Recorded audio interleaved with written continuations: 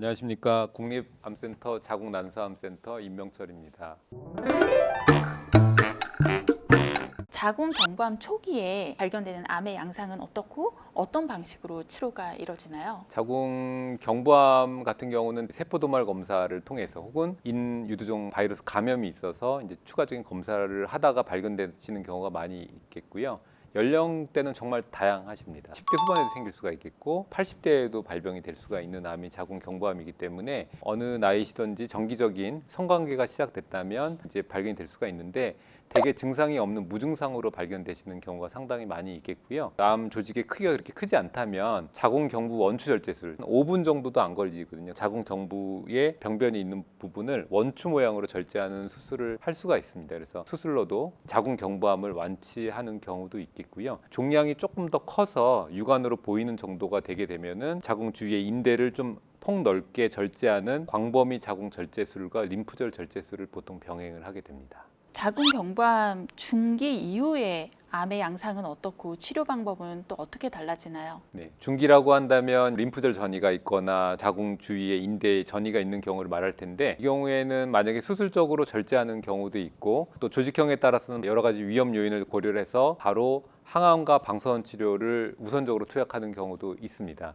또 만약에 혈행성 전이가 있어서 너무 광범위하게 방사선으로 치료 범위를 설정하기 좀 어려운 경우에는 항암 치료하고 신생혈관 억제제를 병행해서 좋은 성적을 거둘 수가 있겠습니다. 이렇게 중기 이후에 좀 비교적 늦게 발견되는 이유는 주로 어떤 것들인가요? 현장에서 보시기에. 일단 산부인과를 가시기를 꺼려하시는 경우가 제일 많이 있고요. 제일 안타까운 경우는 아기를 낳고 육아를 하시느라고 산부인과를 못 가셨는데 의외로 그때 종양이 확 커진 경우가 있으세요. 그래서 기억에 남는 경우는 어머님이 치매에 걸리시고 좀 누워 계신데 어머님을 간병을 하느라고 본인 건강을 못 챙기시는 경우도 있어요. 어떠한 순간에도 꼭 정기검진을 잘 받으시는 것이 생활을 유지하시는 데 굉장히 도움이 된다. 꼭 검진을 꼭 받으셨으면 좋겠다. 자궁 내막암의 초기 암의 양상은 어떻고 치료 방법은 어떤가요? 자궁 내막암은 대개는 초기에 출혈이 발생이 됩니다. 생리양이 늘거나 생리 사이에 출혈이 있거나 폐경 이후에 갑자기 생리가 돌아왔다고 출혈이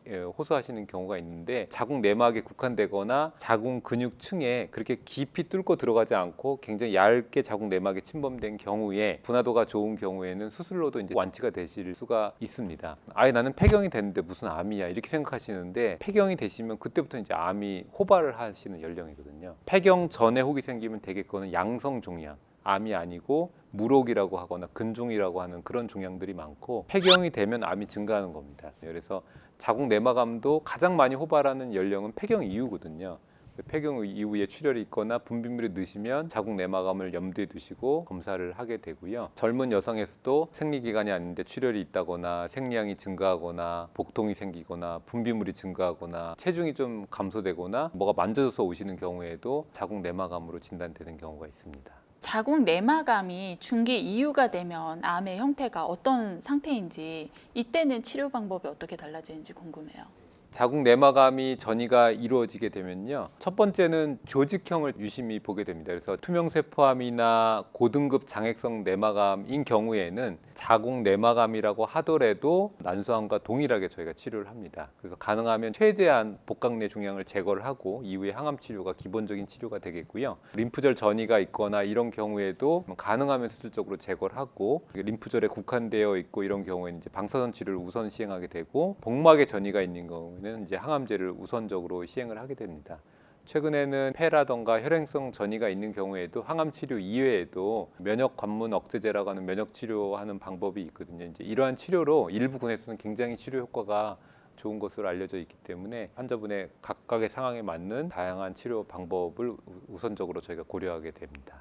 자궁암 치료에서 환자들이 기억해야 될 가장 중요한 포인트 몇 가지 짚어주신다면요. 제가 꼭 말씀드리고 싶은 것은 환자분들이 치료를 받다가 체력을 회복하겠다고 치료를 이탈해서 본인이 임의로 특정 음식을 드신다거나 특정 종교단체에 가셔가다 이런 상황을 통해서 시간을 한 2, 3주 보내고 오시면 치료에 저항성이 생기거든요. 그래서 계속 힘든 치료를 하라고 이렇게 치료에 대해서 압박을 가하는 것 같지만 환자분이 힘들어 하시겠구나 하는 생각들을 다 가지고 오거든요. 그래서 충분히 표현이 안 될 수는 있지만 어느 정도 힘든지를 다 이해는 하고 있어요. 환자분도 힘들지만 암은 더 힘들다. 그렇기 때문에 그 시기에 간격을 맞춰서 정해진 용량으로 치료를 정해진 시간에 완결을 하시면 치료 성적은 장기적으로는 반드시 좋습니다. 그래서 방사선 치료도 항암제도 정해진 시간 내에 힘드셔도 꼭 치료를 완주하시는 것이 중요하겠습니다.